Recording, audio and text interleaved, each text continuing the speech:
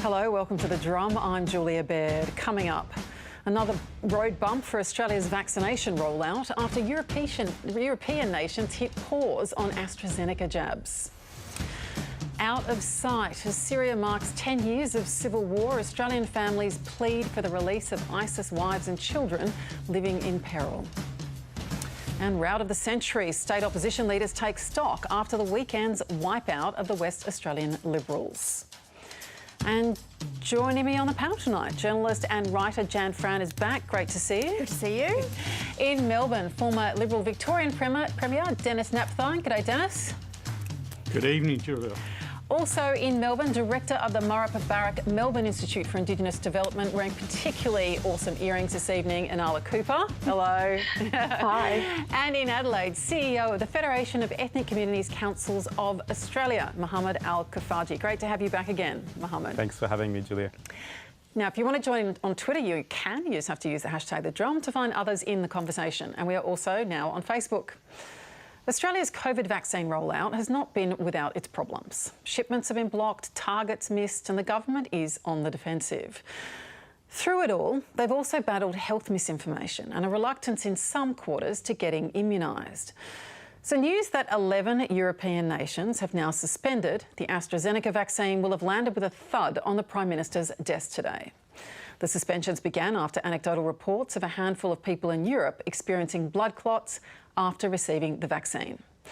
But it's important to note that the World Health Organization has found no proven link between the vaccine and reported side effects.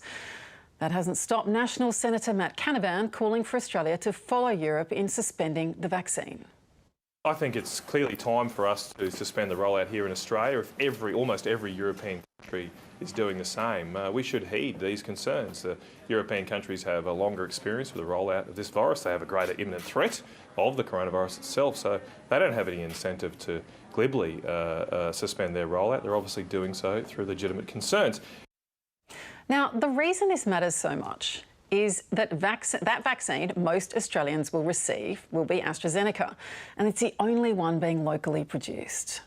The Deputy Leader of the National Party in the Senate, Senator CANAVAN, has made some deeply irresponsible comments that directly undermine the authority and the integrity of the Therapeutic Goods Administration, one of the best regulators of medicines and other therapeutic goods in the world. For more on this, we're joined in Sydney by Professor of Epidemiology at the University of New South Wales and advisor to the World Health Organization, also Drum regular MARY-LOUISE McLaws. Welcome back to The Drum. Thank you very much, Julia. Now, 11 European countries, how worried should we be? We shouldn't be worried at all. I mean, those 11 countries are acting, I think, fairly irresponsibly.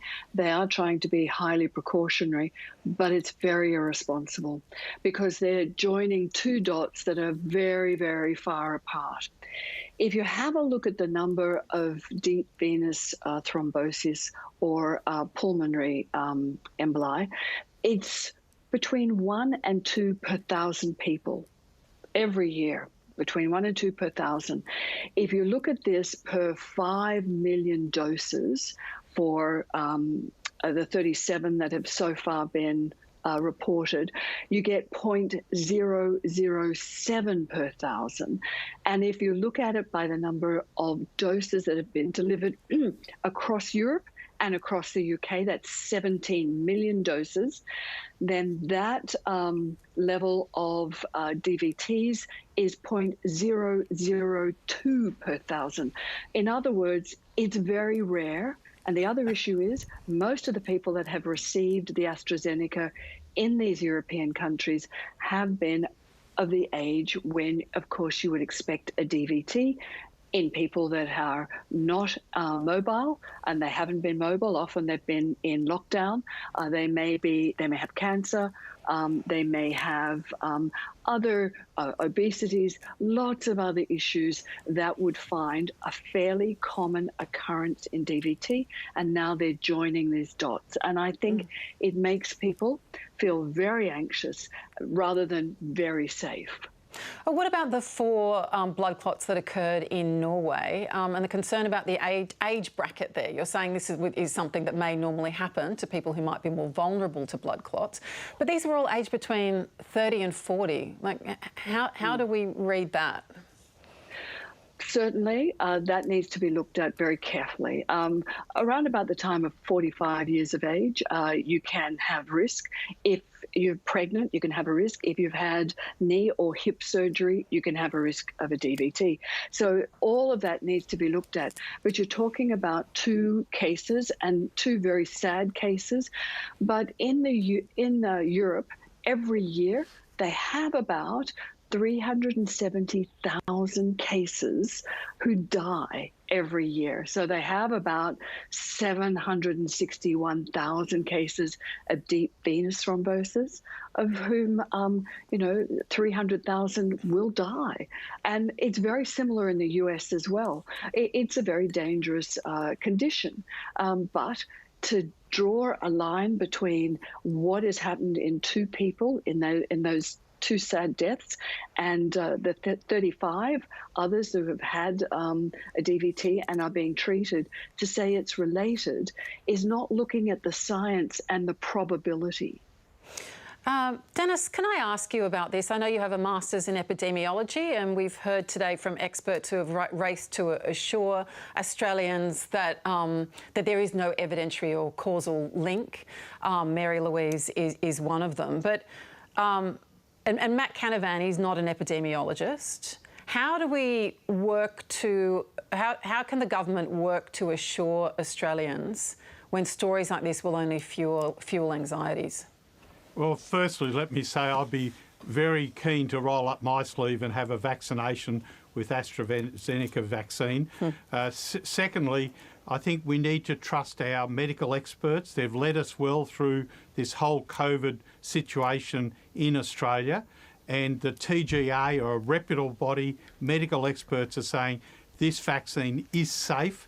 You've just heard from an expert reinforcing that.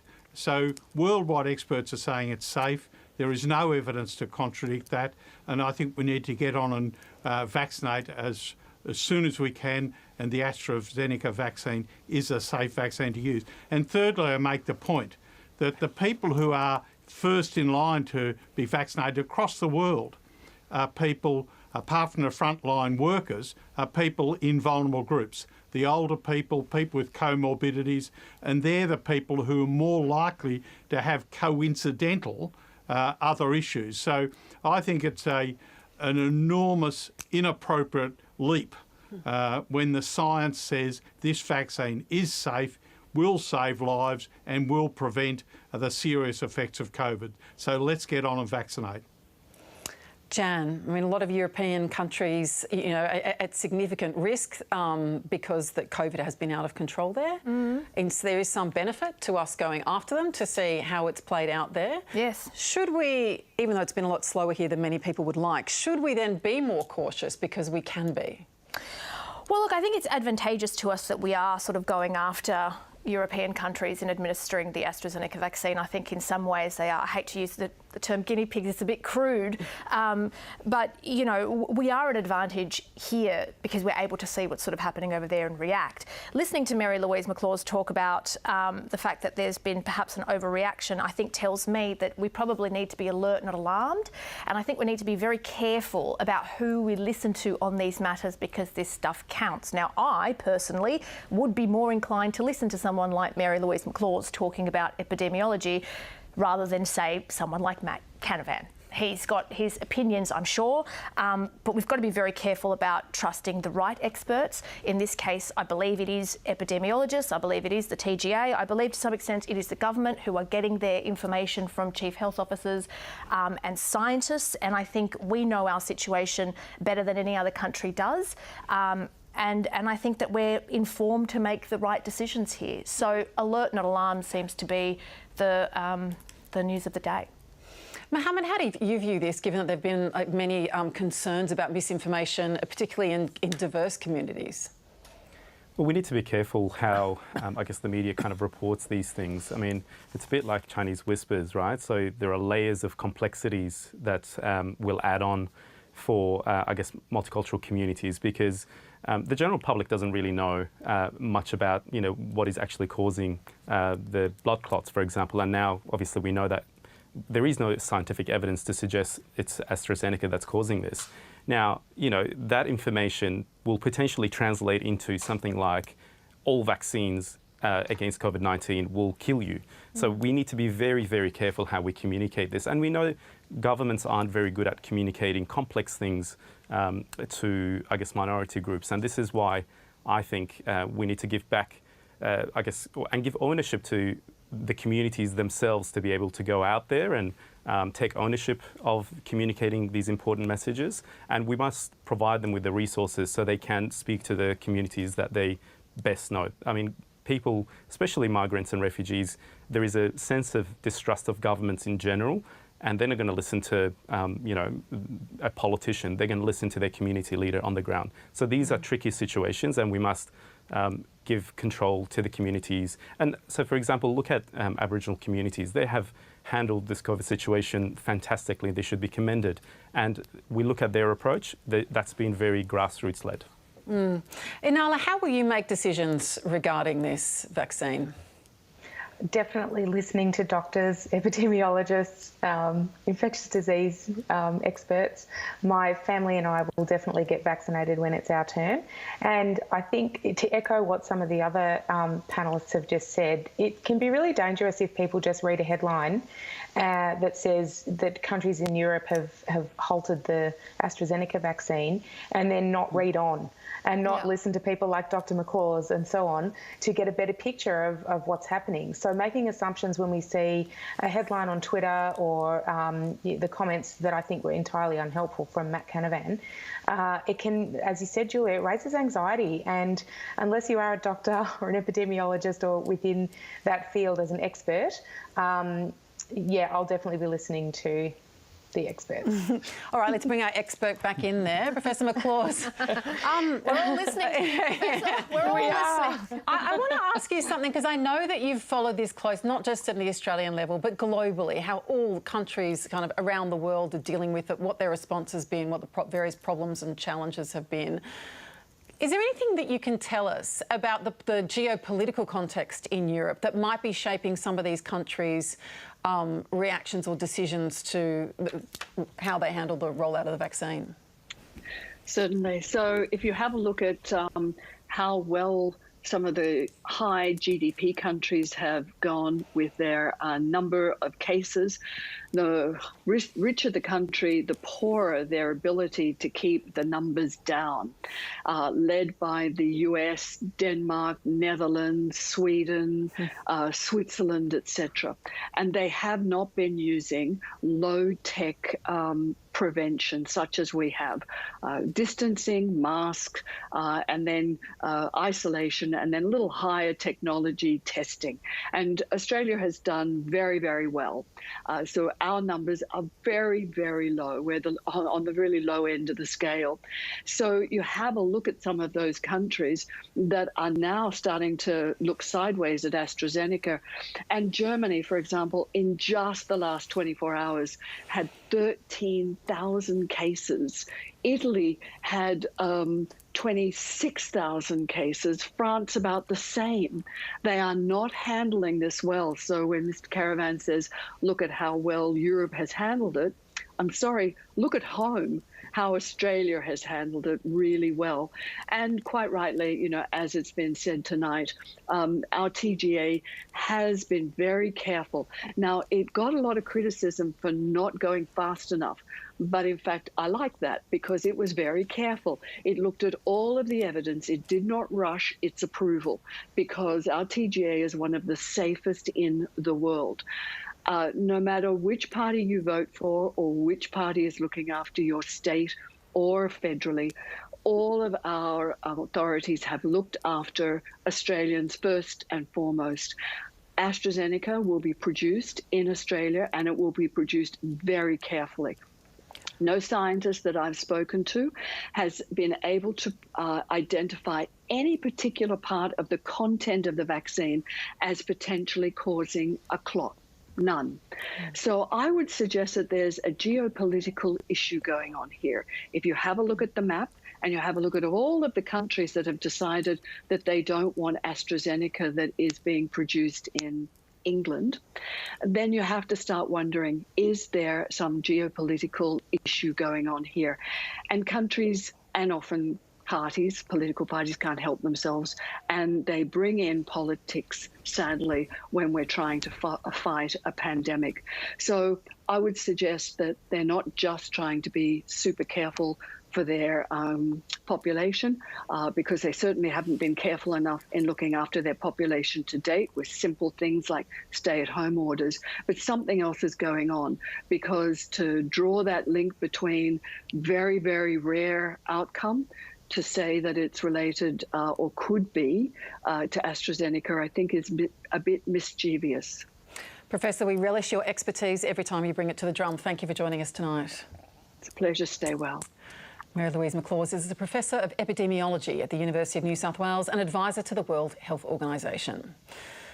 Coming up, the conflict in Syria has raged for 10 years now. Amidst the horror, Australian women and their children are languishing in squalid camps years after joining the doomed Islamic State Caliphate. More on that a little later. Well, the government won't be taking any comfort from the latest news poll, which has seen popular support for the coalition fall 3 points to 39%. It comes as state opposition leaders confront the prospect of political oblivion after Western Australia's Liberal Party was all but wiped out in Australia's poll. In Saturday's poll, reduced to just 2, possibly 3 seats in Parliament. Zach Kirkup became the first major party leader in the state to lose their seat in 88 years. Now, this result is prompting considerable soul-searching as well as finger-pointing in the party. I was expecting on Saturday morning to receive a pretty severe haircut. What we received was a decapitation. He was the maker of his own demise, in my view. I've described the energy policy as the stupidest policy that I've ever seen, and I stand by that comment. It may well be a cautionary tale for other state leaders facing their own challenges. In Victoria, the Liberals' Michael O'Brien survived a Tuesday morning leadership spill. Meanwhile, polling in New South Wales shows that Labor leader Jodie Mackay would lose her own seat and the party would suffer its worst primary vote in almost 120 years if a state election were held now. Dennis Napthine to WA first of all. How does the opposition there rebuild itself after such a catastrophic defeat? Well, it certainly was a catastrophic defeat, and the party needs to have a root and branch renewal process. It needs to get back in touch with the community and make sure that it reflects the community's views and values. But at the same time, we're seeing right across Australia, we're seeing in a crisis like a pandemic, there is enormous support for the incumbent leader, whether that's a Liberal leader in New South Wales and Tasmania and South Australia, or Labor leaders in other states and territories. So we're often seeing that crisis leadership being rewarded by popularity, but that can quickly change, as if people are old enough to remember, Winston Churchill, probably the greatest leader of all time, lost the election just after he won the war. And in Victoria, we had John Brumby as an extremely popular Premier in Victoria after his leadership following the Black Saturday bushfires, only to lose the very next state election to Ted Baillieu. So when the crisis is over and people focus back on the economy, jobs, transport, education, health, then things can change significantly. Dennis, though, it's one thing to lose an election. It's another thing to only have 2 or 3 members left standing, with the only upside, as some people have been pointing out, if there's 2, then they will have some gender parity at last in the amongst the West Australian Liberals. But what are the lessons? Leadership challenges are difficult when there's only 2. Right. What are the lessons? What do you take from it? Well, the lessons are go back and do the hard work. And we saw it in Queensland when Campbell Newman won the election less than a decade ago. Labor were down to, I think, 7 members, and they won the next election.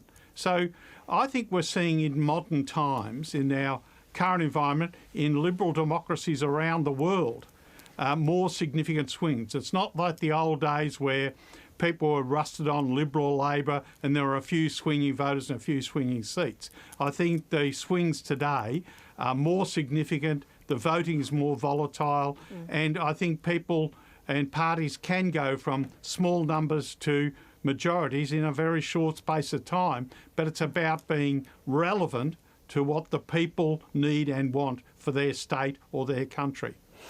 Inala, speaking about relevance, so we know today that the Victorian opposition leader survived a spill motion. He's now stepped down from the shadow ministry. Are you concerned, the opposition leader has, are you concerned that, are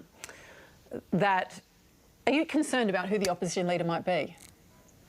Look, I think the spill that happened yesterday, and we saw the outcome of it today, first of all, it was very poorly timed. I mean, on the same day as March for Justice, come on, it was like they were, jealous that the attention was being taken away from them or something.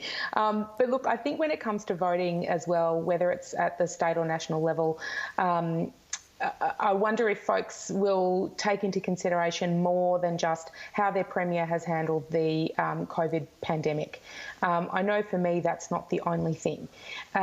So seeing how voters swing, we saw a massive, I think the word you just used was catastrophic, Dennis, over in WA. It'll be really interesting to see how other states and territories vote and if the swings are huge or not, and whether or not people are voting just based on COVID or based on other matters.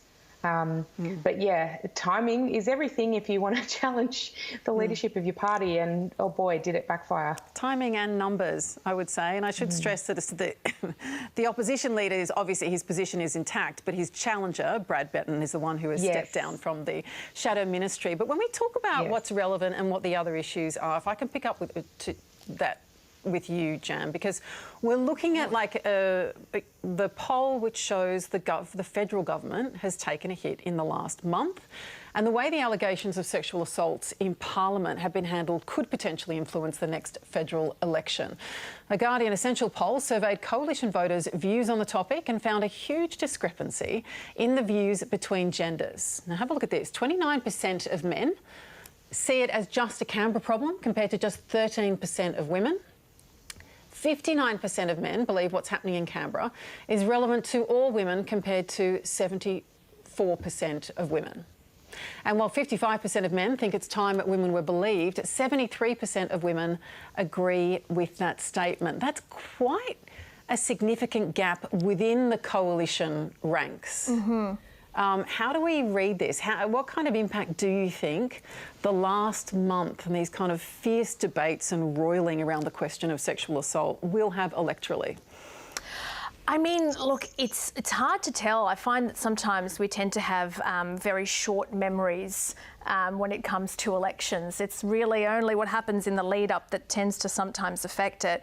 Having said that, I think the coalition has had a bit of a shocker, really, in this last month, not just with the allegations that we've heard come out about Christian Porter, not just with the allegations of rape that took place on the Defence Minister's couch, but really in their handling of it. Linda Reynolds calling Brittany Higgins a lying cow when she came out and spoke to the media, in the fact that Scott Morrison, he didn't show up to the protest. He did suggest a meeting with the protest organisers, and they declined that meeting, as they have a right to do. But there was this sense by those at the protest, and I was there, that he wasn't really doing enough. He wasn't really interested in what the women protesting had to say. And then the comment that he made where he said, if at least, I can't remember the exact wording of it, I don't want to get it wrong, but something along the lines of, in other countries, people get shot at for protesting.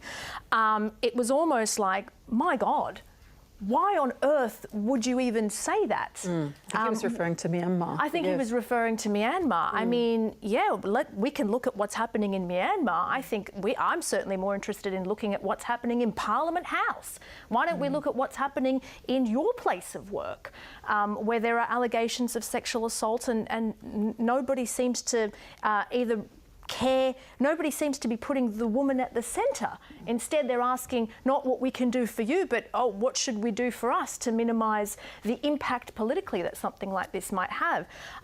So I think moving forward, I mean, they're really going to have to ask themselves the question of, well, do they actually care about women? And if they do, how are they going to act about it? Let's bring Dennis in to talk to this particular point here. There is growing disquiet in coalition ranks or concern that this might have an electoral impact, that it could affect their vote. And when I brought up the polling on the gender gap over the last 20 years, I was really struck to see that John Howard had a substantial gender gap for women. More women voted for him than men, and now it's flipped by 10% the other way. Is this not of concern? I don't think it's about politics. It's about fundamental change that needs to happen in our society. We need to make sure that women in our society are safe in the workplace, safe in the community, safe to go out. I mean, it's absolutely fundamental. Now, and in terms of what the Prime Minister could or should do, I would strongly suggest that this is one occasion that he could, working with his National Cabinet, establish a proper inquiry into why our justice system, which has got some fundamentally important principles, innocent until proven guilty, beyond reasonable doubt in terms of criminal conviction. But we know that when you talk about sexual crimes, sexual assaults, rape, when you talk about historical sexual offences, that the results in the court are significantly below a lot of other crimes. Why is that so? Let's have a proper inquiry into this about what we do, how we can improve our justice system to get better outcomes for all parties concerned. What can we learn from overseas? How can we make our justice system better? How can we make our community better in terms of safety for women in all aspects of their life? How can we make sure our justice system delivers fairness but better outcomes for people who are aggrieved and who do have a genuine story to tell? See, that seems very general to me. Why don't we have an inquiry into the allegations against Christian Porter? You know, we heard Scott Morrison come out saying that it was, well, no, it would undermine the rule of law. I mean, I would say that it's actually part of the rule of law. It might not be before a court, it might not be before a judge or a jury, but an inquiry is a perfectly legitimate way of ascertaining information. And who knows, it might lead to significant law reform in the future. That's all part of the rule of law. Why not do that? There have been legal experts too who have suggested that it is part of the rule of law. Just very quickly, Dennis, did you want to quickly respond to that? I think we need a broader inquiry. We need to look at the whole issue of how we handle reports of sexual violence, how we handle historic sexual cases, because we certainly don't get the results we do in other cases, and we need to examine how we do this, and we need to make sure we learn from that in terms of improving workplace safety, community safety, and education of boys about consent, respect, and similarly, we need to make sure our whole community is more respectful of each other. I'm just watching you. I was watching you nodding earlier, Inala. We have to move on, but just quickly, did you want to add something to this discussion? Yes, thanks, Julia. I don't think any voter is going to forget. Any voter who believes in fundamental human rights and respect for other people, I don't think we're going to forget how Scott Morrison, who is the leader at the moment of this country, no one will forget how he's mishandled all of this. All right, and we should, of course, stress again that Christian Porter denies and has robustly denied all allegations against him. Now, you're watching The Drum. With me on the panel, journalist and writer Jan Fran. In Melbourne, former Liberal Victorian Premier Dennis Napthine. Also in Melbourne, Director of the Murray Melbourne Institute for Indigenous Development, Inala Cooper. And in Adelaide, CEO of the Federation of Ethnic Communities Councils of Australia, Mohammed Al-Kafaji.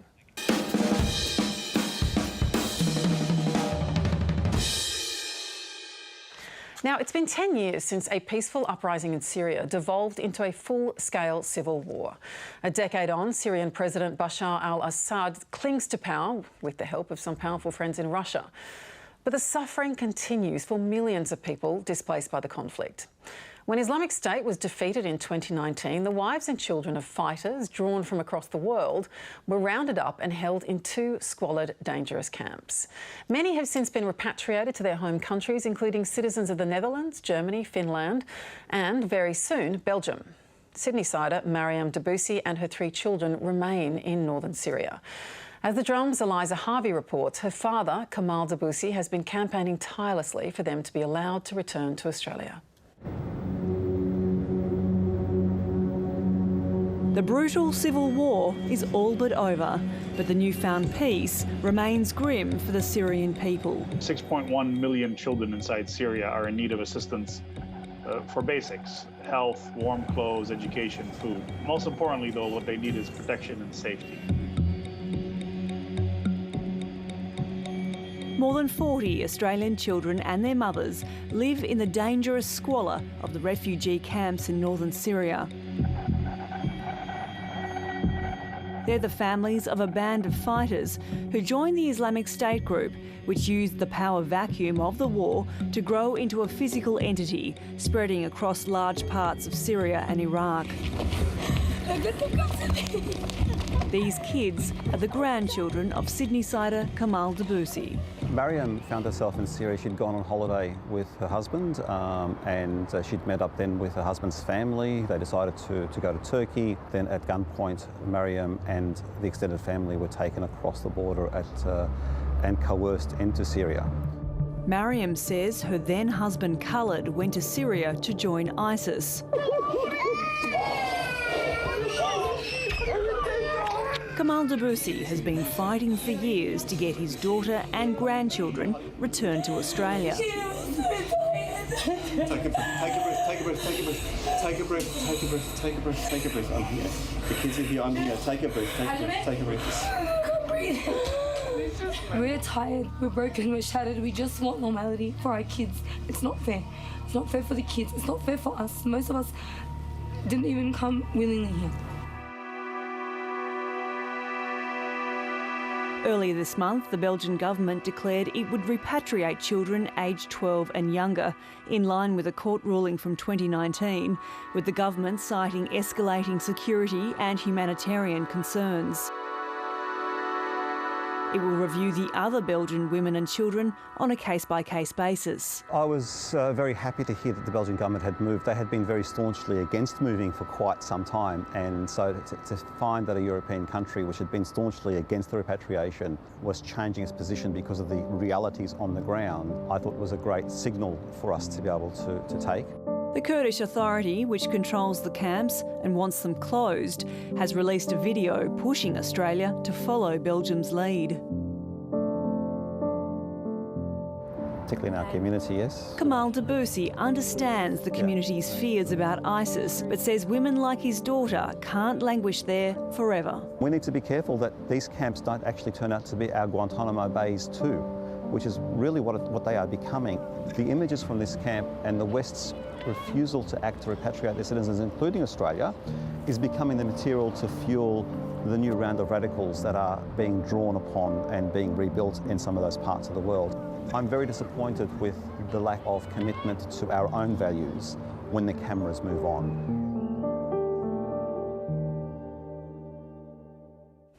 Mohammed, you spent 3.5 years in Damascus. Does it astonish you that this could have gone on, this conflict, for 10 years? This breaks my heart.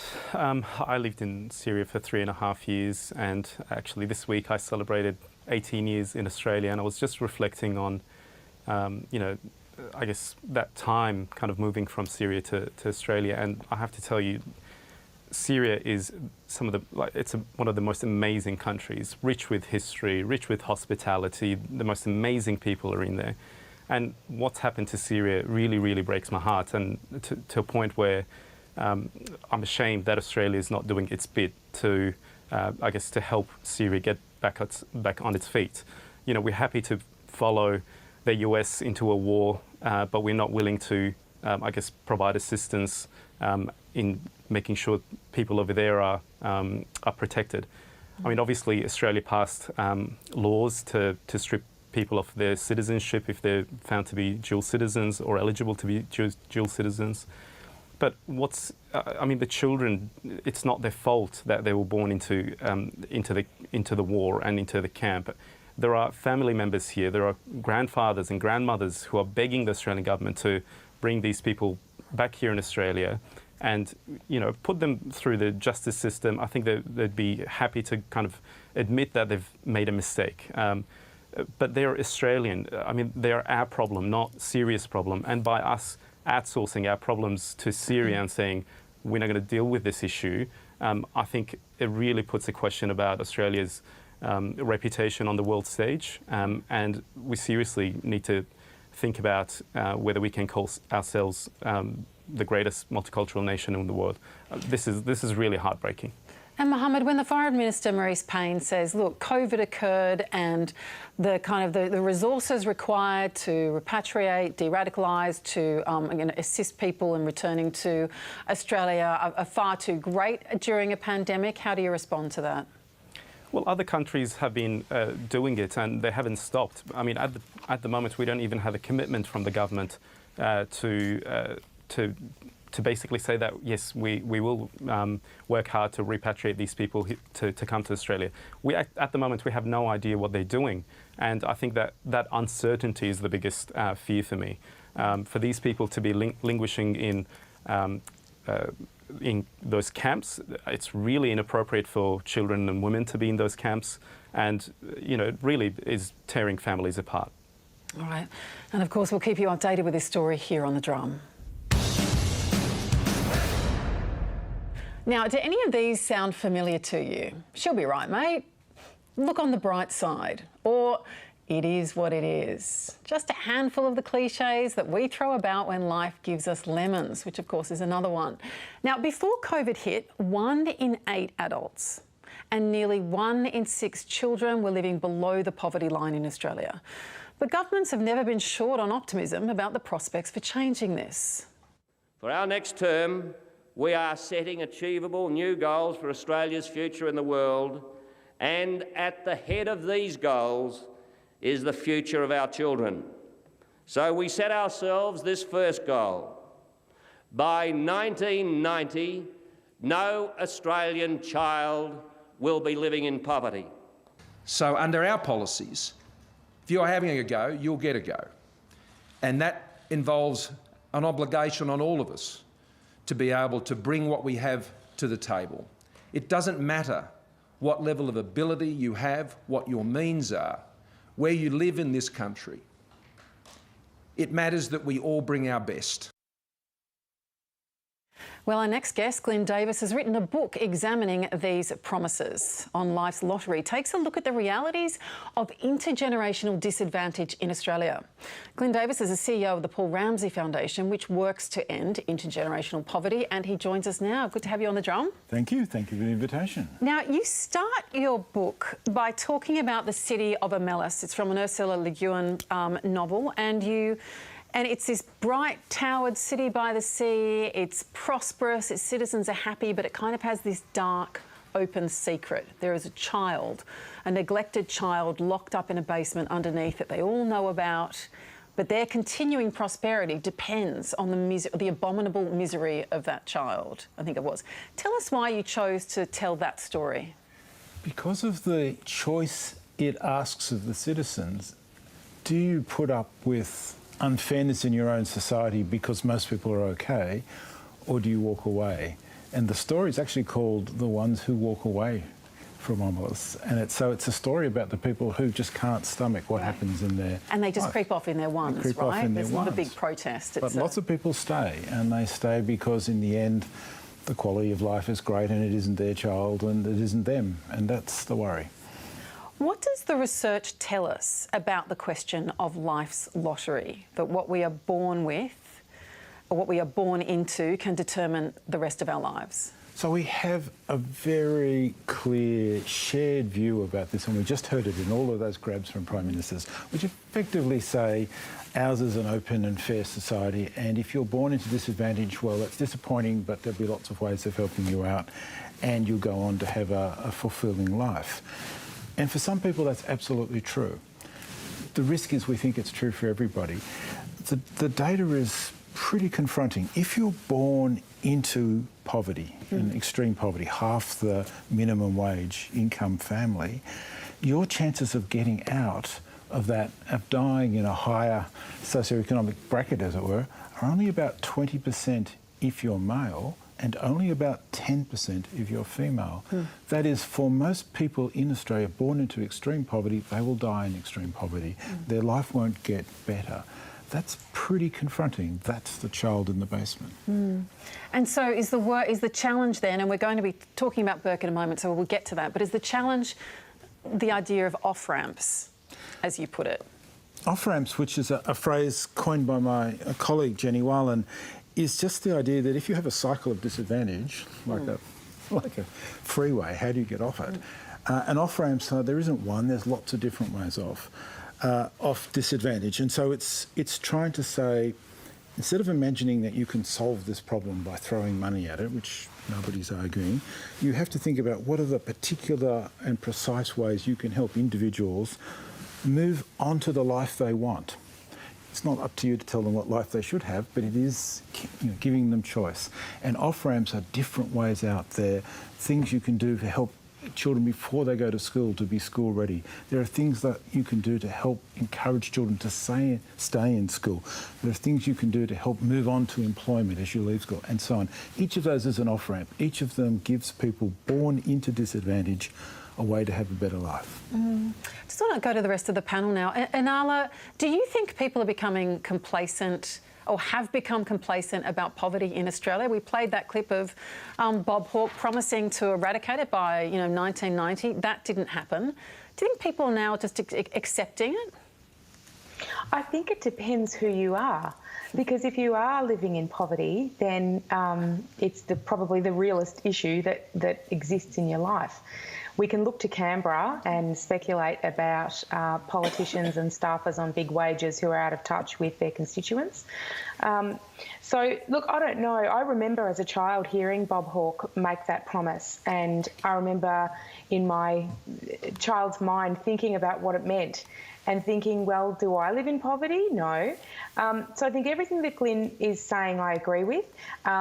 I don't know if people have become more complacent or not. I definitely think it's about one's own experience of the world, the validity of that, and having humanity to, there's dozens of, if not hundreds of community organisations that are at those grassroots level who are responding and helping people with basic needs that are doing an amazing job, and that's a very different job than if you're a decision maker in Canberra. Right. Dennis, how do you view the question of life's lottery? Do you think it's fair to say if you have a go, you'll get a go?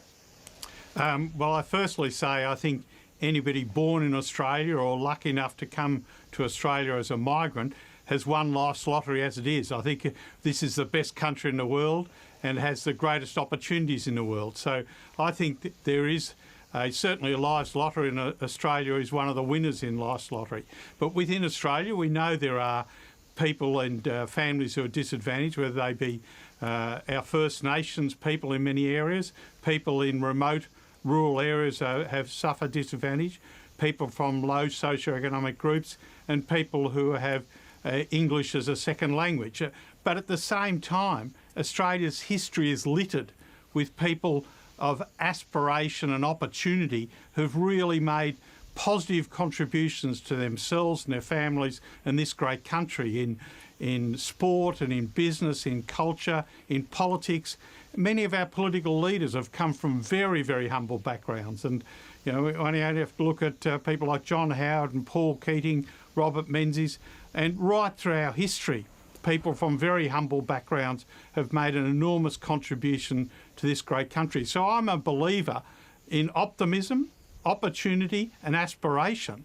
And I think what we've got to do, understanding that there are areas of disadvantage, making sure that we do everything we can as a society, as governments, to provide those off-ramps, as Glyn described, or what I would describe to provide those opportunities for anybody at any level to have a go and get ahead.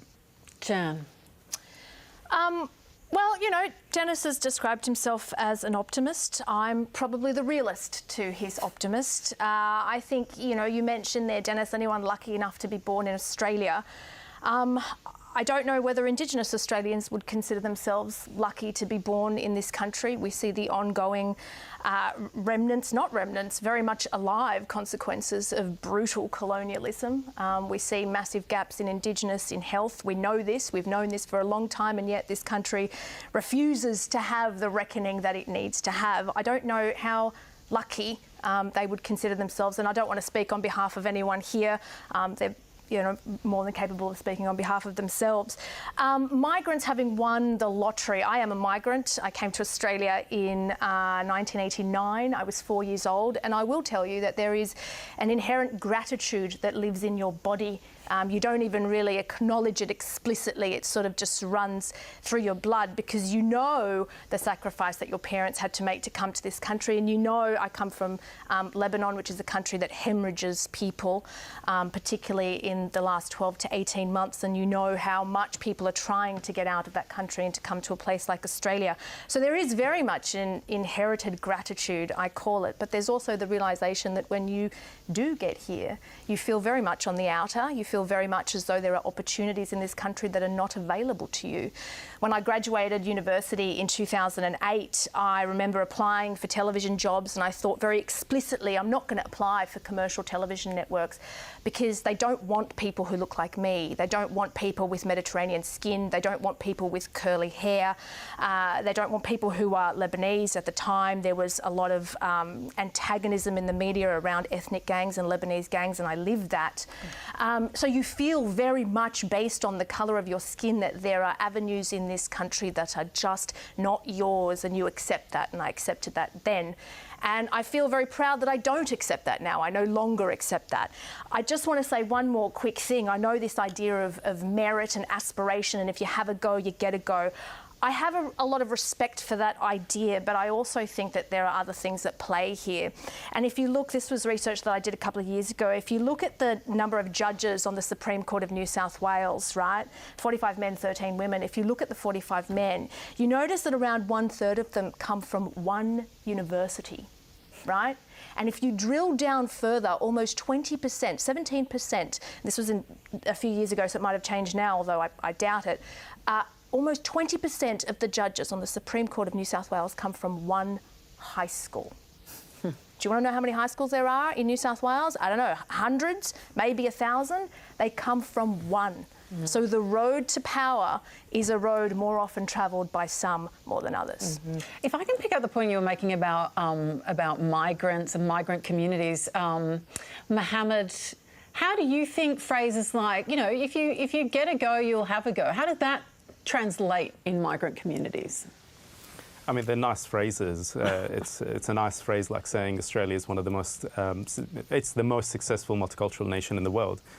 Whether that actually translates and actually resonates with migrant communities is a different thing.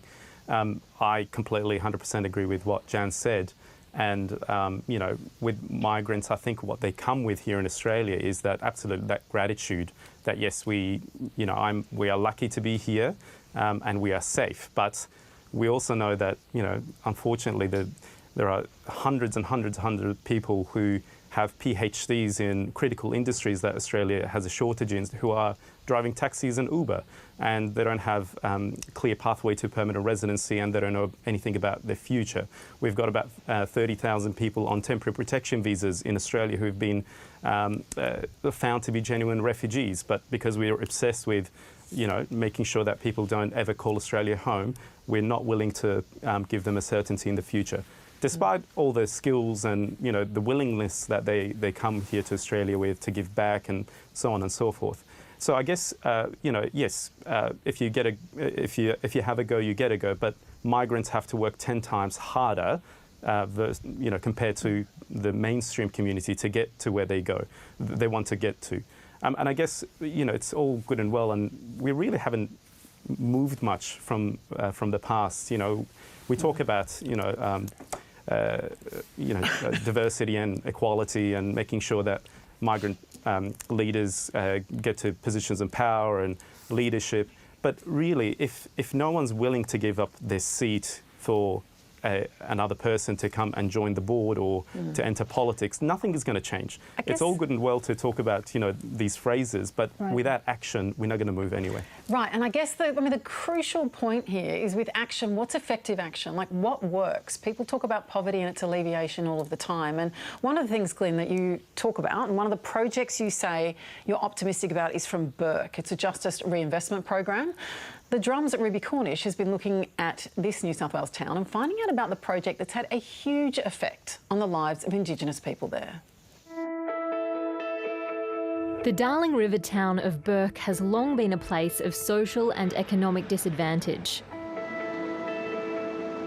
A decade ago, it had some of the highest rates of juvenile crime and domestic violence in New South Wales, and the highest conviction rate for Aboriginal youth under 17. Questions, come down and see me tonight. The relationship between police and the town's Indigenous residents, who make up nearly a third of the population, was fraught.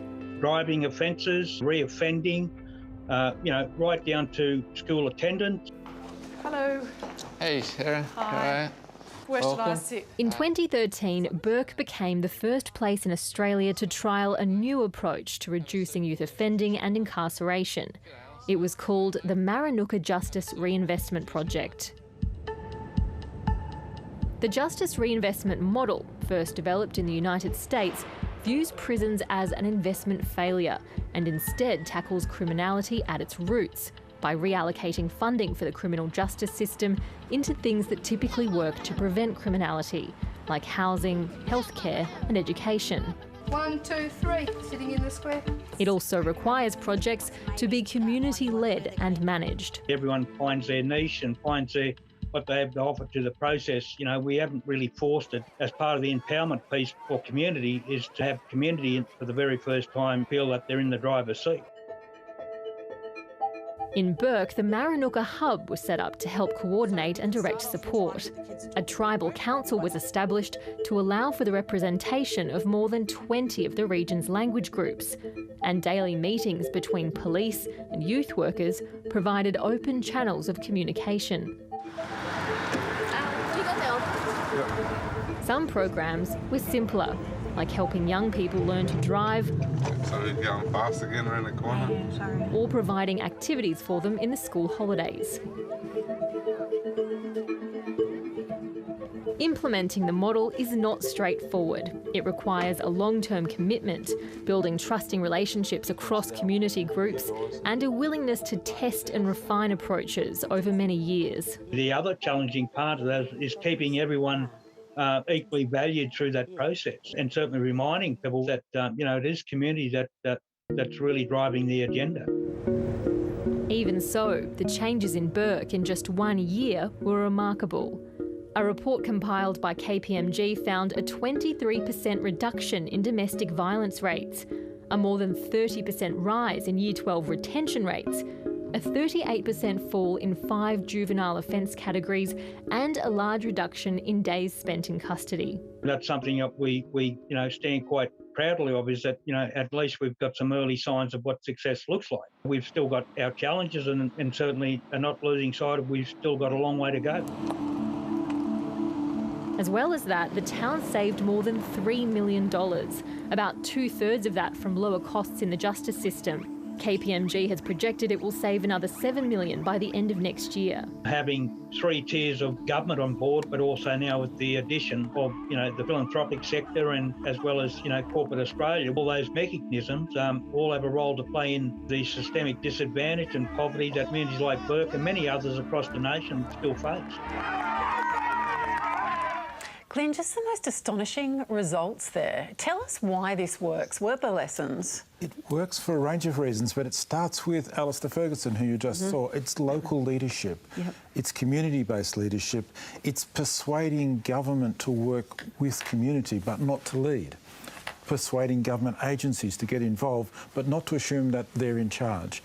And you saw those fabulous pictures of the school counsellors meeting with the police and the youth groups that meet with the police every morning to say what's happened in the town overnight. How can we get young people who've fallen awry back into the schools? How can we get them through schooling? Because everybody in town understands if you don't finish year 12, your chances of getting a meaningful job afterwards are very remote. So getting young people through schooling and then giving them choices. It's about understanding what puts people into poverty. Justice system contact can be devastating early on. Lots of young men and women, particularly men, getting into trouble for driving without licences because they hadn't had access to driving lessons, and of course because they didn't have birth certificates, because something we forget is so many Indigenous Australians do not have birth certificates, around 300,000. So addressing each of those is an off-ramp. Each of those is a way into a better life. They're small actions, but taken together and cumulatively and led by people like Alistair Ferguson, they make a huge difference to a whole community. And that $10 million that KPMG has identified, the deal of a Justice Reinvest logic, is it goes back into the town, not into prisons and police, but into other facilities. Now, Anala, I was struck by Glenn quoted New South Wales Health Minister Brad Hazzard telling a public meeting in Bourke, "I still shake my head in wonder as to why so much state and federal resources are coming into regional towns and not achieving the outcomes they want." Does it make you shake your head as well when we see what can happen when local leadership is allowed to lead? Yes, Bourke is a great example of how community knows how to look after community. And, you know, my elders, my parents and aunties and uncles have been working in the space of Indigenous affairs, for example, for, 40 years. And if money was going to solve the problem, it would have if it was funnelled in the right way. So if we're thinking about poverty, for example, and this is the same thought that I have in talking about reconciliation, you need to share the wealth and share the power.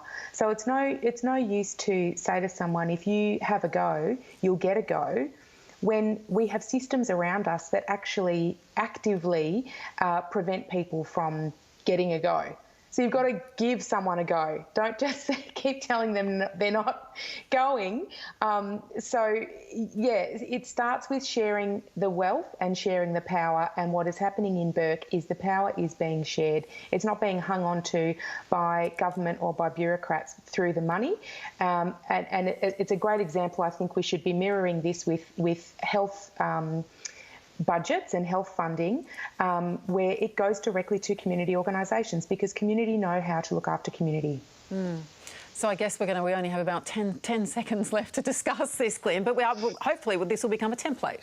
Very much so, and there are similar experiments in other places and similar community-based collective impact projects around the country that are learning from places like Bourke, the empowered communities led by Indigenous people all around Australia, but also projects in Logan, in Mount Druitt, in Western Sydney, in Brimbank in Melbourne, in South Australia, all focused on these changes. All of which we're going to start keeping a very close eye on. So thanks for some good and positive news there. I want to thank our panel, Jan Fran, Dennis Knapfine, Inala Cooper, Mohammed Al-Kafaji, and our guest, Glenn Davis. We'll see you again tomorrow. You've got Ellen tomorrow night. See you soon.